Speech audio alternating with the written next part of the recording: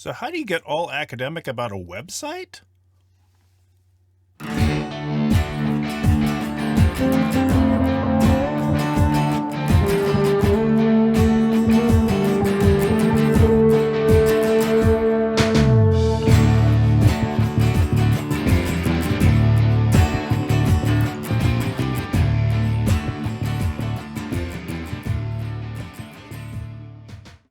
We just read an article about Facebook, and has it ever made you really think about how you would analyze such a thing?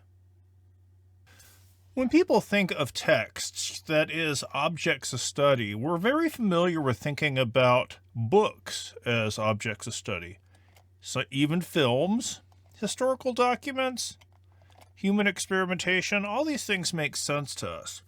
But I'm here to argue that we should broaden our definition of what is a worthy object to study. What's a good text? And space and place play into this. Let's start off with the non-physical. Social media is a space for human interaction. Facebook is still, as of 2020, the most used social platform throughout the world. So it's kind of makes sense that we're reading an article on Facebook. And Facebook is still very, very popular with teenagers. They're not the prime demographic, but 18 to 24 is the third highest demographic in the breakdown.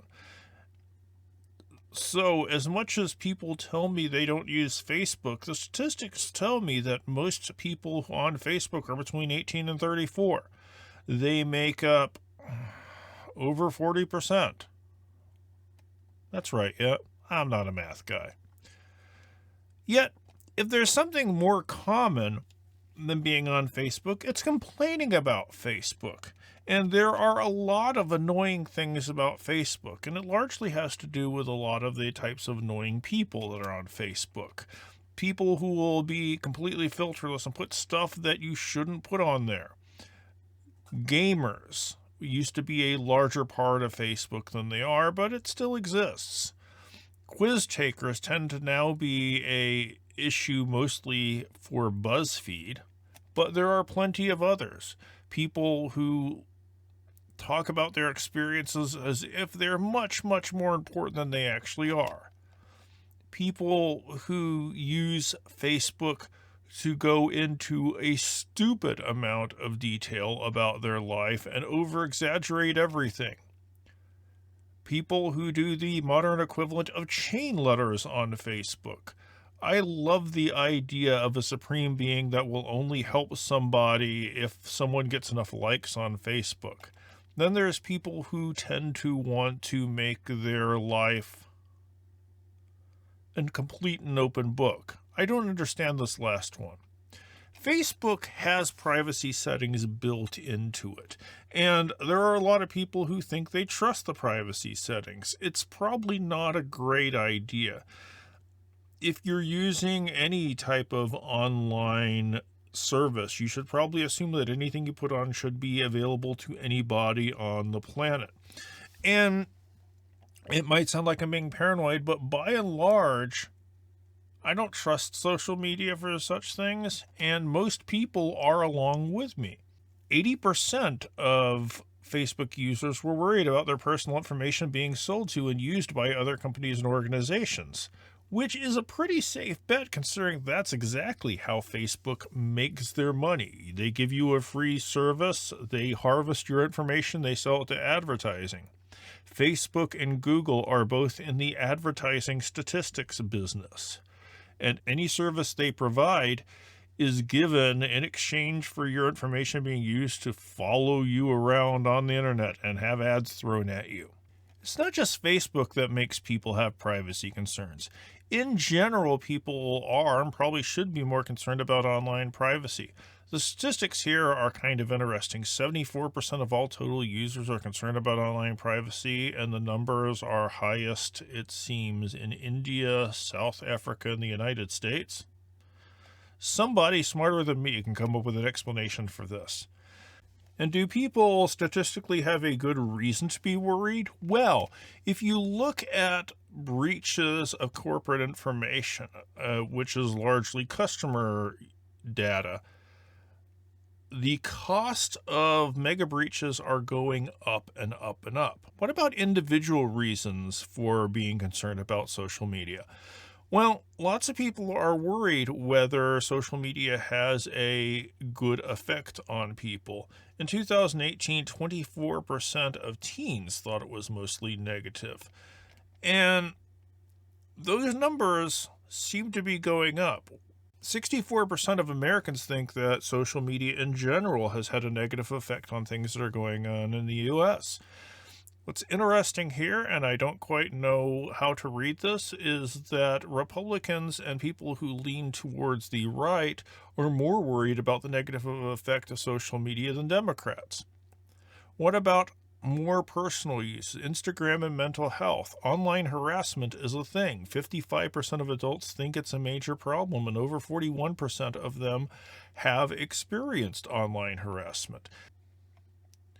Instagram in particular is known to be a place that has real mental health issues, and the Wall Street Journal in 2021 published a large result that says that Facebook knows that it's particularly a bad place mentally for teenage girls.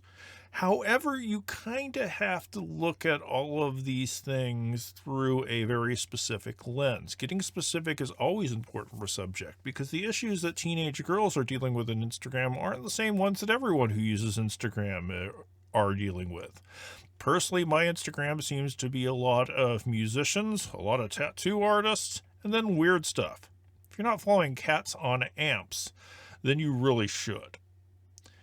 Everybody's perception of these social media spaces is different. So if you want to analyze one, if you want to figure out the impact of one, you've got to get specific not only in what social media you're talking about, but what type of user base you're using. Specificity is always a good idea. It's not just online places that we need to analyze. Physical spaces themselves are set up in very particular ways. Let's take grocery stores for a second. Grocery stores are, not surprisingly, probably, set up to make you spend as much money and as much time in the place as humanly possible. The very layout of a grocery store has produce on one side, meat on another side, and dairy on another side. So you have what they call the ring. The three major things that people will buy will be produce, meat, and dairy. If you go to the aisles in between, the most popular items and the highest selling items are always in the middle of aisles. So you might as well go down the whole aisle. And that's going to maximize the chance of you picking up something else. And there's about 100 other kind of tricks we could go into about how grocery stores try to get you to spend money. Shopping centers in general do this. Stores in general do this. If you go to the average department store, the average clothing store, they have studied within an inch of its life how to get you to spend the most amount of money. It's very much an easy subject for analysis because there's so much thought put into it. They have their own language, conversion rate, how many of your visitors are buying, time spent rate, the average time shoppers spend in the store. Not surprisingly, more time people are in your store, more likely there are to buy. The interception rate, more contact with workers, more sales. Waiting time, customers don't like that. And people's behavior inside stores is very sculpted as well. Don't place anything too important at the entrance because it takes time for customers to orient themselves when they enter a store. You don't want people to be able to move through your store quickly. If you can make them slow down, they will see more product and buy more product. To the right in the beginning of the store, just when the customer has slowed down in Western countries, is the best place to put items, and you will have highest sales if you do that. It's important that a customer in the store can orient themselves, so you don't want to clutter up their field of vision. You want to put the objects that they're most likely to buy right at eye level. And it will go on and on and on because the way they figure this stuff out, I used to have a great article I used in my classes that covered how they decide this stuff, and they will put cameras in stores and spend hours and hours and have scientists studying how people behave. So stores are a physical space that are very highly sculpted to get certain kind of behaviors. Even if the store isn't sculpted to that level, spaces aren't put out accidentally. That makes physical spaces perfect places. Physical spaces make perfect places. That sounds neat. Makes physical spaces look perfect places for analysis. With physical spaces and online places, an easy way to get into them is to look at how they funnel behavior. Control is always a big thing. Places aren't set up accidentally. Online places aren't set up accidentally. If you go through that little slightly paranoid, I wonder who's trying to manipulate me and how and for what benefit, then you can come up with some really interesting stuff. And since online spaces are places that people spend a lot of time on, it's very important stuff as well. At least I think so. I'm not the only one. Anyway, see you in the next video.